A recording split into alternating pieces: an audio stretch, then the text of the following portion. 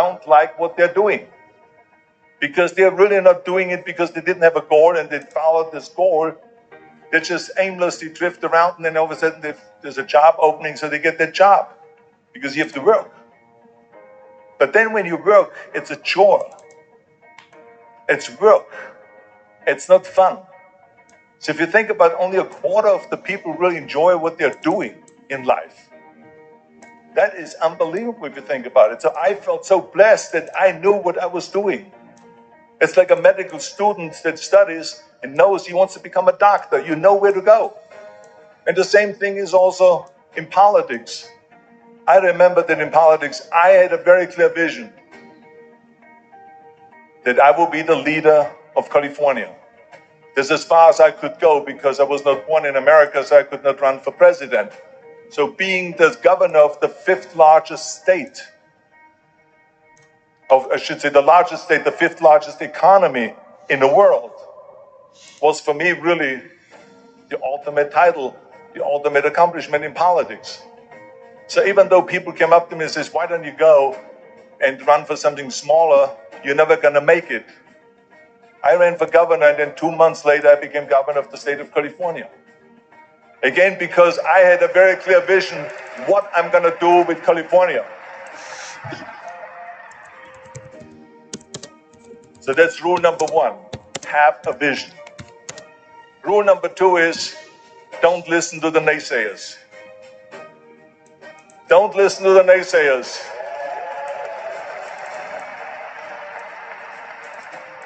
Everything I ever did, the thing that I heard out of people's mouth was, that's impossible. That can't be done. Or no. That is exactly what I heard, and of course I proved to the people that it can't be done. So whenever someone said to me, it can't be done, I heard, it can be done. When they said no, I heard yes. And when they said it's impossible, I heard it is possible. I'm a strong believer of what Nelson Mandela said, that everything is always impossible until someone does it. Well, I'm going to be the one, I said to myself, I'm going to do it and I'm going to show it to them. Maybe it has never been done before. That's perfectly fine with me. But I'm going to do it. And I did not listen to the naysayers.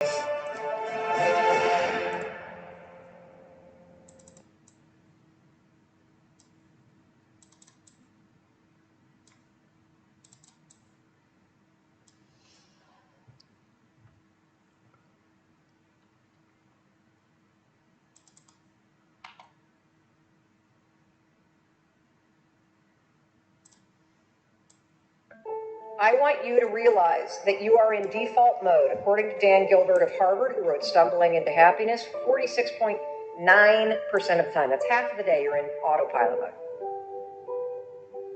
You've got two modes in the way in which your brain operates: the default mode and the direct mode.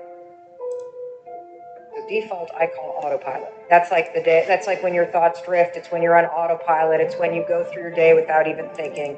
The direct mode is the mode where you're present, where you're in the moment, where you're controlling what you think about. You have a choice. You're either going to repeat what you're doing or you're going to evolve it. There are two modes in your brain. There's autopilot and the things that you default to, and then there is your ability to deliberately choose what you are going to think about. And when you start to realize and embrace the fact that being a deliberate thinker is a skill, and it is one that I want you to master, and it's one that I want you to practice. Doing a mindset reset, it's not an event. It's a process, because the negative and limiting beliefs that you have that are already set to your default, those are encoded in the default network in your brain. And so it's going to be a process that you need to repeat.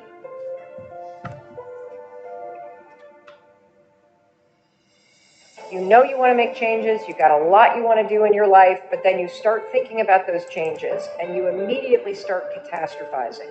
You start worrying, you start thinking about all the reasons why it's not going to happen. This is so common, and the reason why it's common is because somebody in your past either trained you to think this way, or you've had so many bad things happen that you've trained yourself to assume and predict that bad things are always going to happen to you. There will be bad things that happen. There will. It's a fact of life.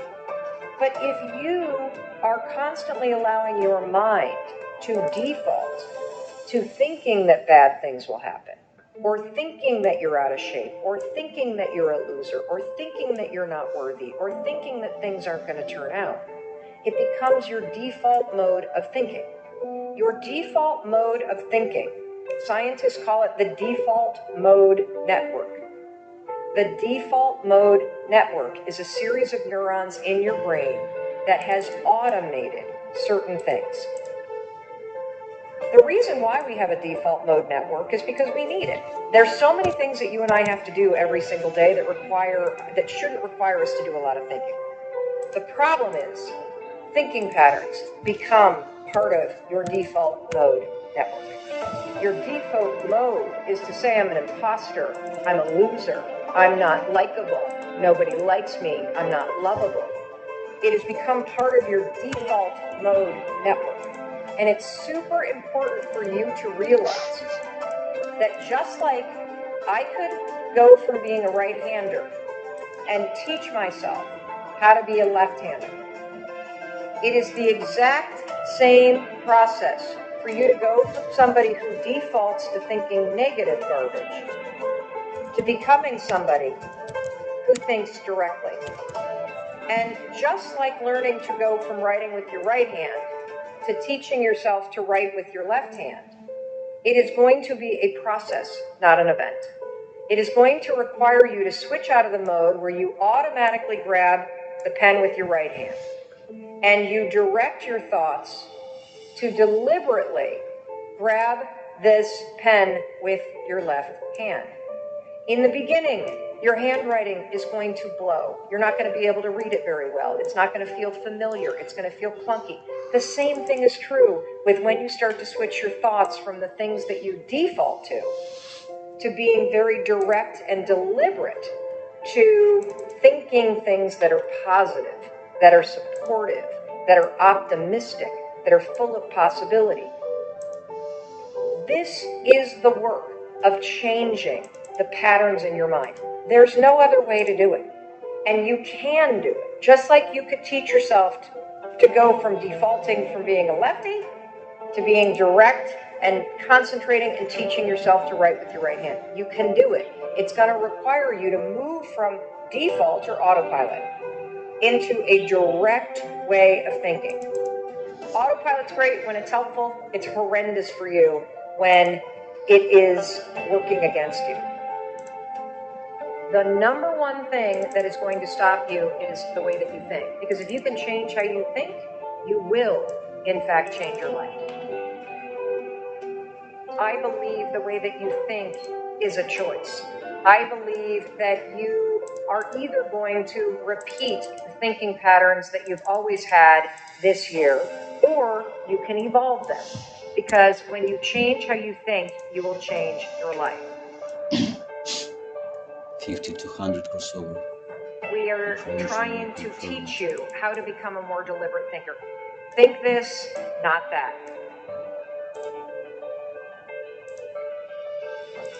What is your limiting belief? What is the thing that you think about yourself? Maybe your parents or your mother or your father taught you to think that way about yourself. Maybe you went through a horrible breakup and that person made you feel unworthy. Maybe you've had a bunch of setbacks in your life and that's what gave you that limiting belief. But what is your limiting belief? Now that you've identified your limiting belief, we're going to look at what is it costing you to choose to repeat it. Write down your limiting belief. I see a lot of, I'm not good enough. My mental health is holding me back. I can't run a successful business. I'm lazy and I can't do anything. I'm not healthy enough. Money is the issue. I'm scared to fail.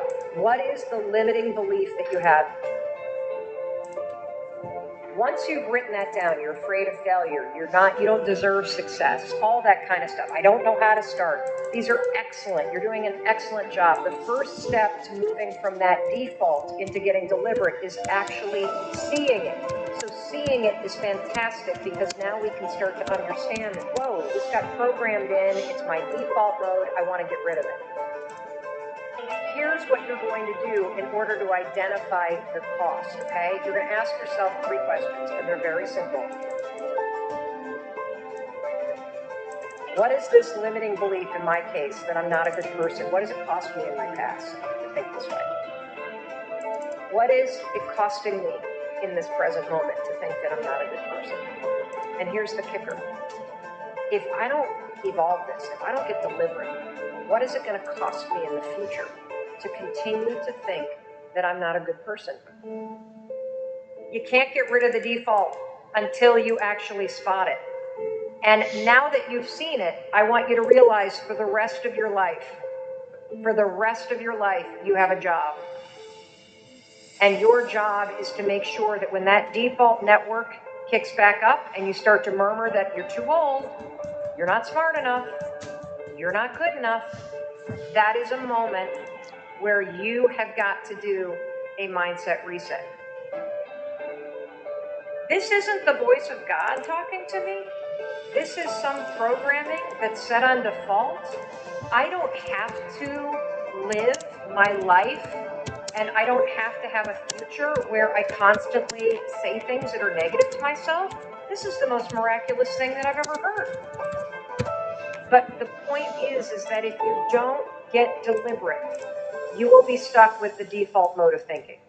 And the way that you reprogram your default mode of thinking so that the default becomes positive and the default becomes courageous and the default becomes loving is first you catch the negative default, and second, you direct it to something deliberate.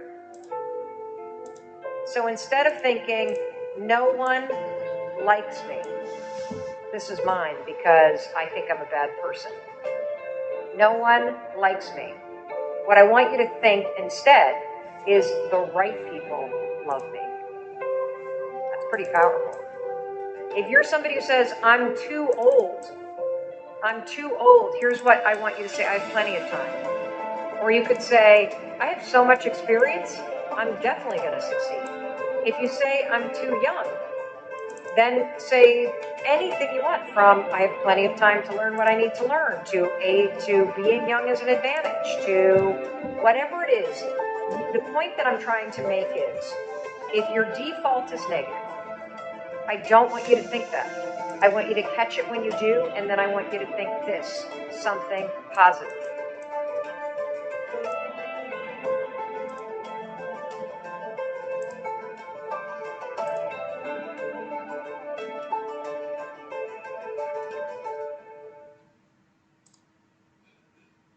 Show me your friends and I'll show you your future. Unless you want average in America, married, 2.4 kids with 1.5 dogs. But I can guarantee you will never achieve that. If you change 1 billion lives, that's a formula to become a billionaire and change the world. Time costs lives. Show me your friends and I'll show you your future. You want to know why you're all up? Just look at the bums you hang around with. I do what you don't want to do, that you know that you got to do to be where you want to be. Ted Turner just gave his 75th anniversary party on CNN a few months ago. And he makes a couple of comments and he says, number one, and I'm not suggesting this for everybody. It's how I lived though. First 10 years of my starting CNN, I slept on my couch. I didn't have an apartment. Bill Gates slept in the office. Steve Jobs slept in the office. And I can go down a whole list. Now, these are super successful, mega wealthy guys. I slept in my office. Not everybody's willing to make that sacrifice. But it's not the only thing. But even if you don't sleep in your office, if you want to send your kids to a better school, if you want to be able to take care of your mother when she gets dementia, if you want to, this all takes money. My children aren't getting any of my money when I die. Not one centavo, not one penny. And 2 of my kids are cool with it. One of them's not so cool with it.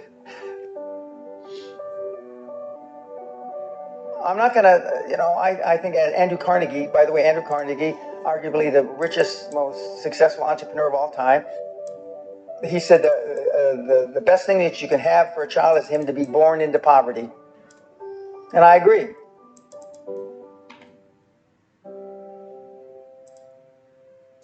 Lack of self-esteem, lack of self-worth.